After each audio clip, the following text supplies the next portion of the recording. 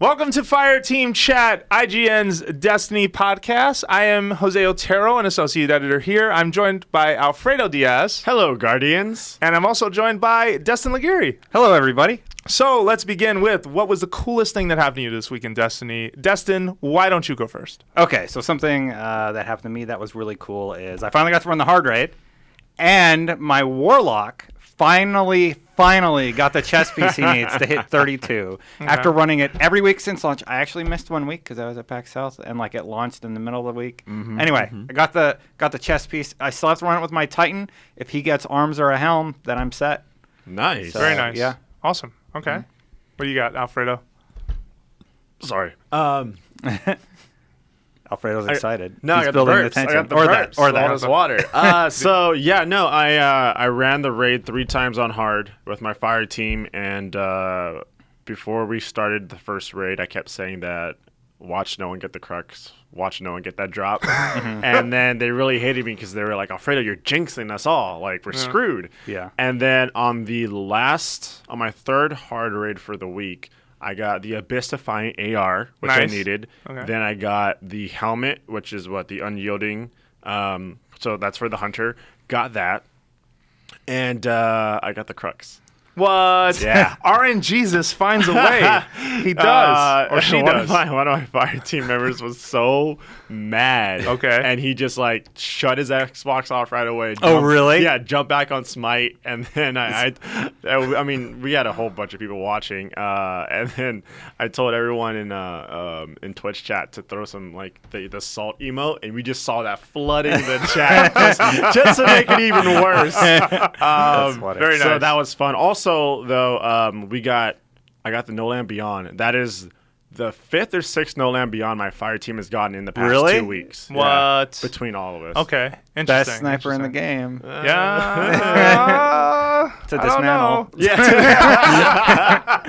That was really good. All right. So this week, I had a crappy week, actually, in Destiny. We're going to talk about it a little bit later, specifically why, but we were unable to beat Crota. And I'll go into reasons why later. Normal? Hard. Difficult.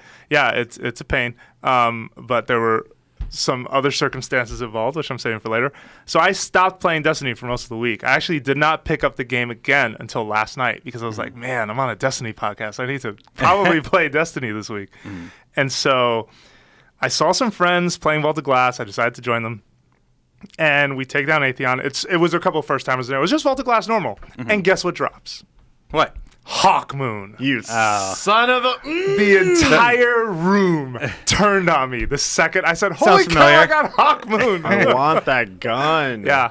PlayStation exclusive, sorry. Yeah, No, sorry. I have a 21 character. I'm getting up there. Don't worry. Oh, so you're going through what gun. we're doing on Xbox, where we're in the 20s and we're struggling, but on Xbox One, that's your spot. PlayStation 4. Yeah, I mean, because I have a lot of people that always watch me every night, and they're always like, "Oh, show the PlayStation Nation some love." I'm like, guys, I have a 21 Warlock on there. I can jump back on. Do you want to watch me grind through the story and? So now I'm just grinding marks in PvP with my viewers and stuff. Okay, so okay. It's pretty chill. Cool. Yeah, so I'm really excited. It is the best hand cannon in the game. It is it's the best PvP weapon in the game. Okay. You can instantly just kill someone. Isn't it also useful in PvE? My understanding is it can go both ways with this one, or not really?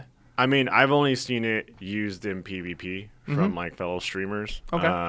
And it's a mini sniper. Got it. The thing is so stupid. Yeah, based on how I've been using it, it just does that. All right, cool. So wait, we didn't talk about this for the show, but during the conversation, I kind of came up with a topic. Oh. Which raid is better?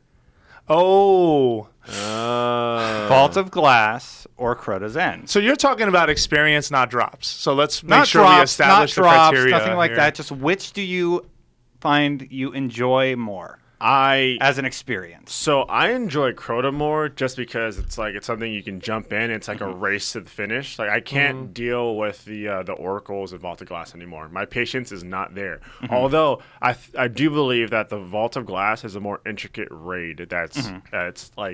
That's what a raid should be like, right? It's very a lot of things going on. You got to solve things. But I mean, I do like the mixture between the two, right? You have Vault of Glass, which is more just, run, get to a spot, do the puzzle and get past it. Well, and even Crota, it's just like sprint to the finish, which is awesome. But they both rely on teamwork, but they do it differently. Like, especially during the boss fight. Like with Atheon, getting the team separated the way that they do forces both sides to be very careful because you can wipe based on that. Whereas with Crota, you're not separated, but if your sword bearer goes down or if people start going down, you're punished. You're punished that way instead.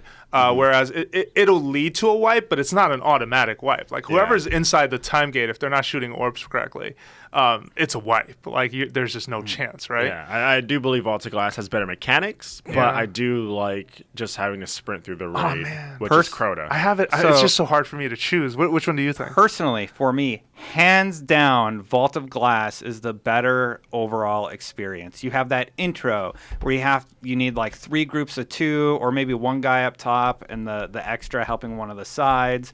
You open this big door and like you run forward. There's this whole experience. Crota's entrance is more epic. Crota's does have a good entrance. Dude, searching around through the dark is so just building cool. the bridge and just like I remember for the first time it was just the bridge is building and then we all started running and you jumped down. We're just like, oh my goodness, let's go. Yeah, and the first time you see a pit or someone fell through that, like there's a lot of little obstacles that they thought of around the idea of like just scrambling and trying to make it through such a dark space.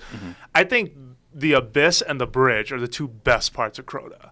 Like, hands down, those are my 2 favorite moments from that, but then everything else falls a little flatter to me. I know a lot of people find it annoying in Vault, but I actually do like the maze puzzle and getting through that. Like, you do wipe a few times, and there's Gorgons? Gorgons. There's ways they could have improved it, but I still like that experience. I like it's that still part. like, oh, we got to stick together. We got to do this right. We got to do it perfect. And then the jumping puzzle. Getting across there is like really rewarding, and it rewards you for good platforming. And it is so fun to watch noobs do it. Funny watching people go through that part. Yeah, it is so entertaining. I agree. So which one do you settle on? Do you pick? Definitely Vault of Glass. I just have fonder memories of that. Like even when it was bugged out to heck, like. I mean, there's still memories tied to that and getting the Flawless Raider on that raid at a higher level and just going back and playing it again. Like, oh man, I really enjoyed this. I go Resident Sleeper on that. Well, you've done it so many times, you have it down to like a science, So. Yeah. No, I think I'm with Dustin on this, and just that I think Vault of Glass, I definitely respect Crota and enjoy Crota a lot, especially the first 2 sections. I mean, I love the bridge section. When I finally did it the way it was intended, I was like, this is so cool. Like, I have to, you have to hold these plates down and get a sword bearer across, kill the gatekeeper, that kind of stuff. But I do like, okay, so Vault of Glass does get sluggish. Like the Oracle stuff does get a bit like, this is a lot of babysitting, a lot of sitting around and sort of patrolling certain areas to just make sure you're taking out these orbs or these oracles. But the fight with Atheon especially is such a climax compared to the fight against Crota to me. Like when the separation happens and you got people going, okay, we're on Venus. Everyone goes, all right, everybody knows what they got to do. Like, that's cool to me. Even the section before that, too. The music with Crota. Yes, the music. So good. I think we can all agree the Crota music is the best. Yeah, the minute you grab the sword, I completely and see the argument for for Vault of Glass, though. Yeah, the mechanics in that raid are awesome. And respectfully, I can see the argument on Crota, especially the last fight. Reminding me of the music is the best part because when we're all in position and everything's working out, so good. Yeah, so good, no question. Maybe it's just like rose-colored glasses for me, like thinking back, because right now hard raid is so difficult that I don't really get as much enjoyment out of it. Well, and I gotta say though, last thing before I guess we move on to the next part of this topic, is that there is something interesting about the entire team DPSing that shield and watching one person get across and all of your hopes are on that guy's performance. Yeah. That is a moment that I don't think I see in a lot of games. Like, you're putting it all on, basically that guy's your all-star for the most part in that moment. Yeah, I've done that. Like, you're MVP. You made it to the end. But with Vault, it's like, you're holding us up. Yeah, figure out the puzzle. Yeah. It's more team success. I've done Crota's end 90 times already, and I've only held the sword like 4 or 5 times. Yeah. A lot of people are still like, wait, what? And let me tell you guys right now, and that's simply because I was one of the 2 people on my team who had a Galley 2.0. So I had to be shooting rockets every time for my team. Makes sense. Yeah, but I still to this day, like I know what to do. Like, I know the best combo, right? I know the timing. I just haven't done it enough to really get it down to like a T. But okay, yeah, got it. All right, so then let's talk about Destiny's Dark Below exotics. And are they a disappointment? That's the question. So the exotics, let me just lay this out for folks, are Dragon's Breath, which is a heavy weapon, rocket launcher. No Land Beyond, which is a special weapon, a sniper rifle. Famously one of like the more controversial weapons, I think, in Destiny right now.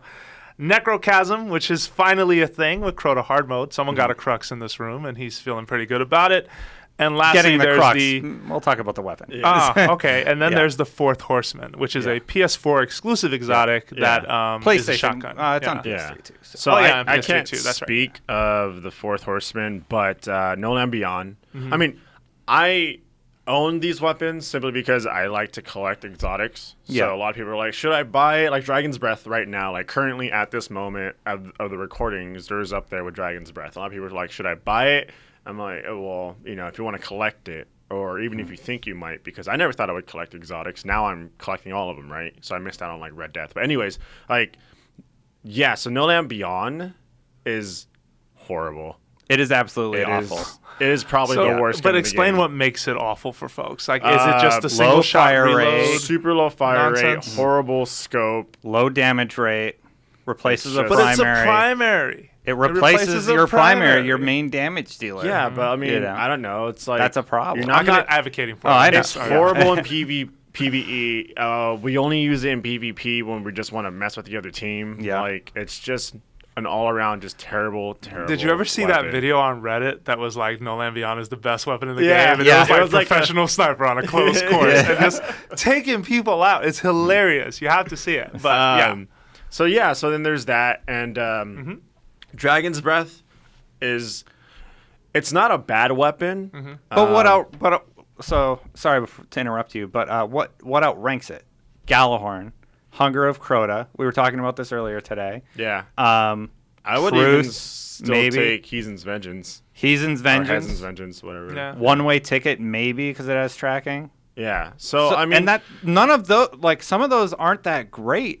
And they're outranking this exotic? I mean, the thing about the Dragon's Breath, because I was like one of the first people to get that gun, and a lot of people were just like, what is it like? Is it good or not? I mean, yeah, you do get an upgrade that's 3 in the chamber, so that's awesome, right? And it does shoot, and when it hits its target, it creates like this fireball, right? A small fireball. But that's the thing. Yeah. The fireball is small, and then on top of that, it doesn't last very long at all. Yeah. And in most scenarios, I shoot it, it hits a boss, and he just walks away from it.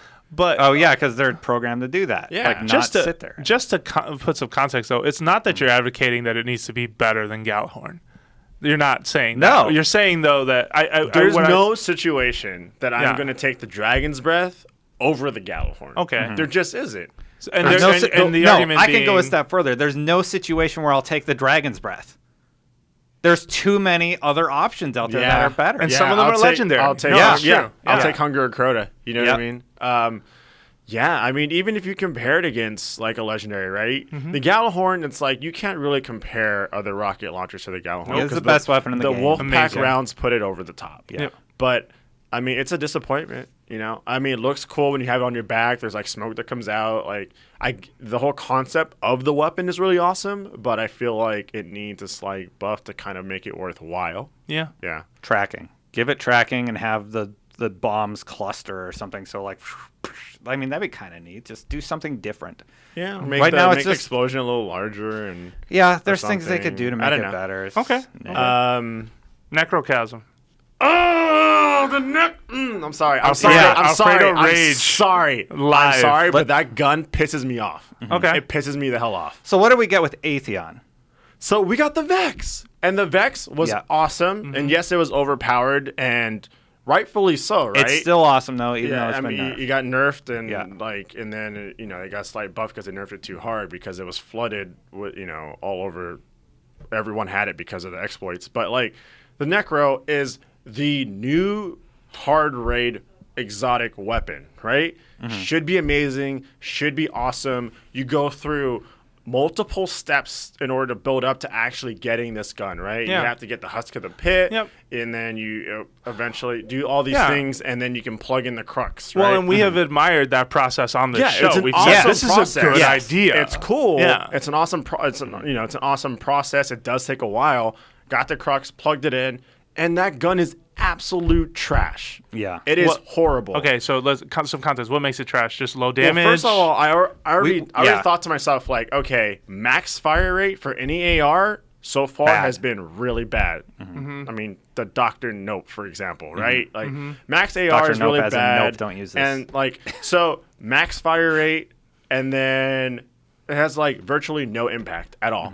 It's a tickle machine. The bonus is that they explode like Jesus. exploding thralls. You know, that's the perk that it gets. But we did an analysis of this earlier we in the have a week. video if you want to where see a full breakdown, the weapon really is bad because you equip a Fatebringer, it puts it to shame. Yeah. So the video that we recorded, we tried it out in PvE. We tried it out in the intro part of the raid, and then we tried it out in PvP. Like the intro part of the raid, take a Fatebringer, man. Like that's you hit someone in the head, they're gonna explode. Yeah.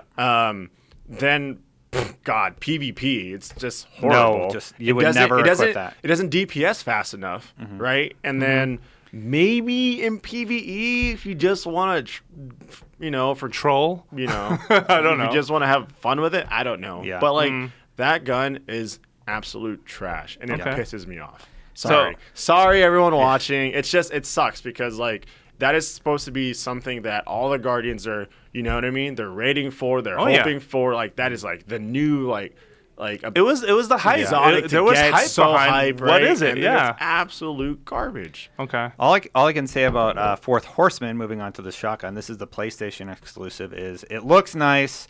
It's 4 rounds. It's auto fire. It's an invective. It's basically an invective. Very close to the same stats. It's just there's nothing special about it. You're not like, oh, I have an invective, but oh man, I really, really want that Fourth Horseman. No. Like you get it, you're like, oh, that's cool. I'll put it in my vault with all my other exotics I don't use. There's nothing special about that gun. So then the core complaint here sounds like, and I want to kind of maybe paint the picture for folks. Is it then that with Destiny being a game that has so many moving parts and so many exotics and so many legendaries and so many options, when new weapons get introduced into the fold, some of them should have some impact. And it seems like this batch, for the most part, did not have a profound impact in some ways. And it doesn't even have to be profound. It just has to be at least in the in the tier somewhere. Yeah. Higher tier, we would hope. And Destiny is a constantly changing and evolving game. So at any moment, they could just be like, all right, we're buffing all these weapons, right? So always make, if you have it, keep it, store it. Yeah. Even the current raid purples, like I'm not excited to get them. There's nothing out there that I'm like, oh man, that's really cool. There's no Fatebringer. There's no Vision of Confluence. The Fang is not too bad. Fang of Virtue? Yeah, that can come that can come in handy for the next raid against Fallen. So Word of Crota still is below the Fatebringer, even though Fatebringer isn't that Goth was saying it was only like 2% more damage. Really? Yeah. Oh. Yeah. Okay. The Fatebringer does have those rounds that combust. That's right. So my 2 favorite weapons in the game are Fatebringer and Vision of Confluence, for primaries anyway. Yeah. And it's just sad that those are 300s because I still use them because they're still better than most of the stuff. I mean, the AR isn't too bad, and it does stun knights and everything, but like during the final part in Crota, if the knight comes out, I'd rather take like Vision or the Fang. Those are the scout rifles. I'd rather take that because then I could take out the witch, and then I could focus on boomers, right? Yeah. Okay. Like, it'll be more efficient to use a scout at that point. All right. Well, what do you think of Destiny Dark Below's exotics? Why don't you write in to destiny@ign.com. Let us know what you think. Are they a disappointment or are they legitimate? Like, let us know. Give us your feedback. Maybe we'll read a few of those emails on the next episode. Yeah. Let's make this our last topic because it does tie into the one we were trying to plan after that. So the Dark Below has been out for a couple of weeks. Yeah. Crota hard mode just happened 2 weeks ago, roughly. We're on our third week it's already, almost if not it's more, almost 2 weeks. Is it time, if you've done all those things, is it time to take a break from Destiny? Is now the time to say, all right, well, let's do something else, let's play other games and come back? And for just in my opinion, unless you're new to Destiny, I 100% believe you should take a break.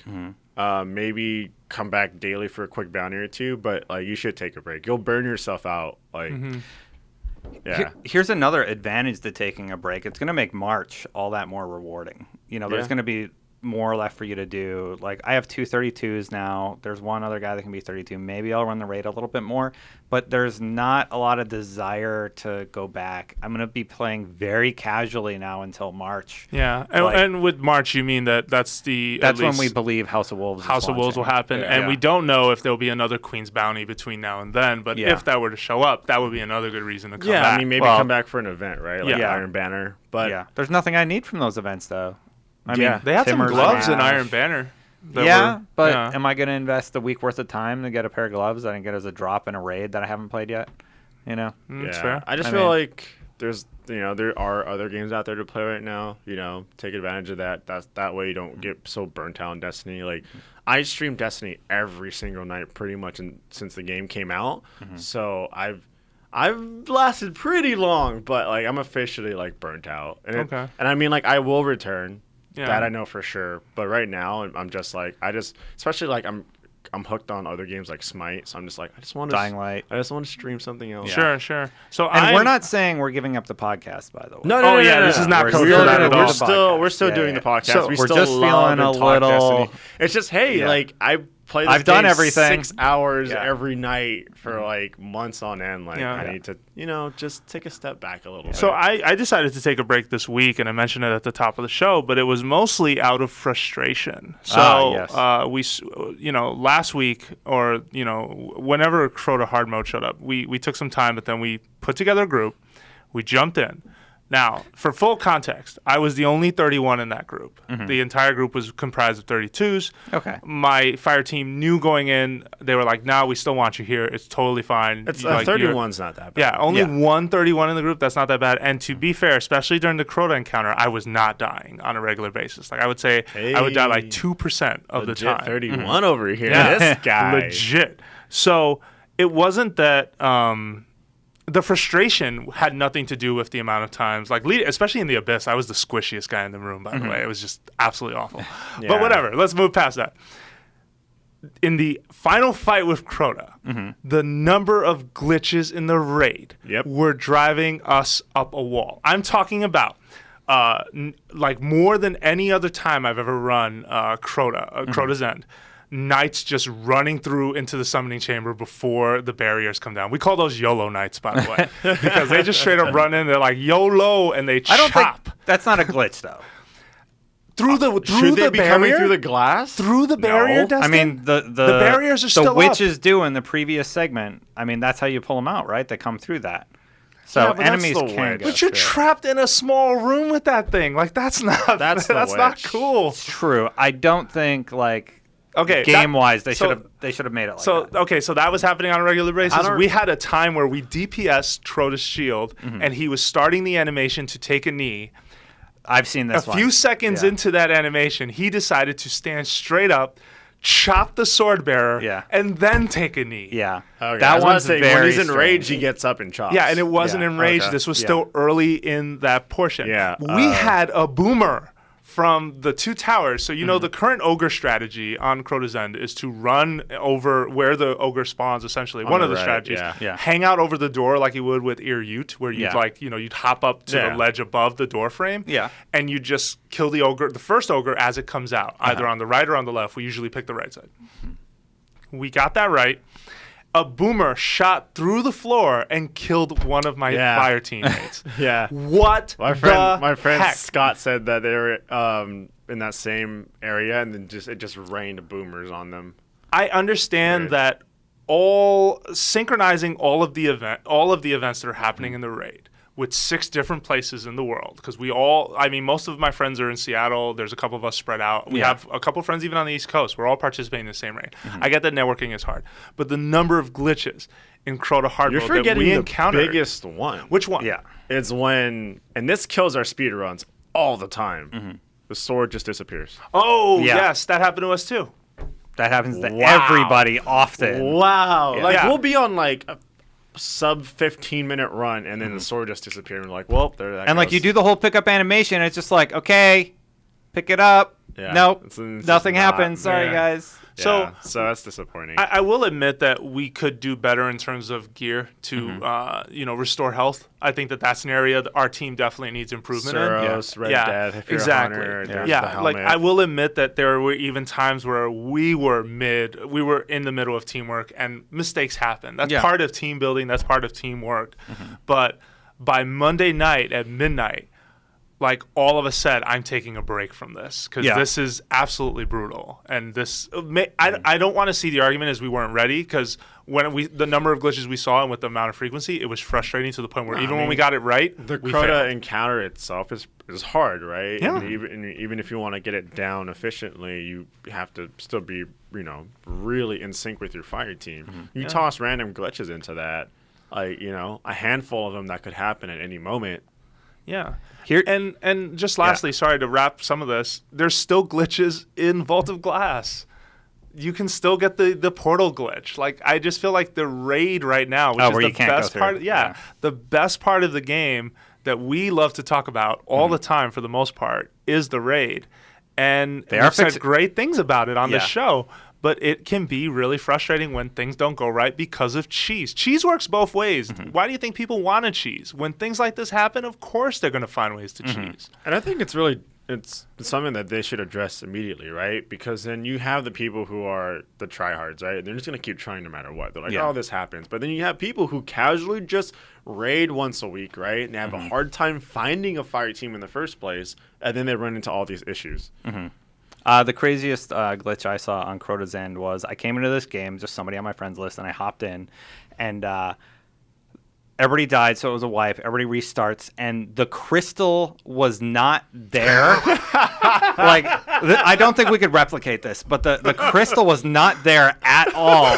So I'm like, what the heck? And like I jumped down in the middle. Oh my goodness! And the knights were there and everything. I'm like, this is bizarre. Yeah. Like, I have never seen anything like this. It was just such a strange way to come into a raid. Yep. Yeah. Yeah. No, so that's my excuse right now for taking a break. I did not play again until last night. I'm going to contact my team and see if they want to start picking this up, although this is a bad weekend to do it. I want to play Vault. And and that's the thing. Then I went to Vault on normal, got Hawkmoon, and I was like, okay, sure, I'll take it, RNG. Why not? Let me have it. Yeah, why not? As I say that, I'm going to be taking a break from Destiny. My one friend just hits up in the team kick and says, hey, Crota hard raid speedruns now? And you're like, sigh. Yeah, so it might be a good idea if you have been putting in a lot of time. And I will admit I have been. I definitely know you two have, although you had some time off. So it seems like you're going to stick around. I've only played a couple times this week, but I think we're going to start doing hard mode speedruns. So Yeah. Okay. Again, I that have doesn't 5 mean... exotics left to get. 5. Really? Will it fit in your vault? No. The Fourth Horseman, the Necrochasm, are 2 of them, actually. Oh, yeah? And then Hawkmoon, Okay.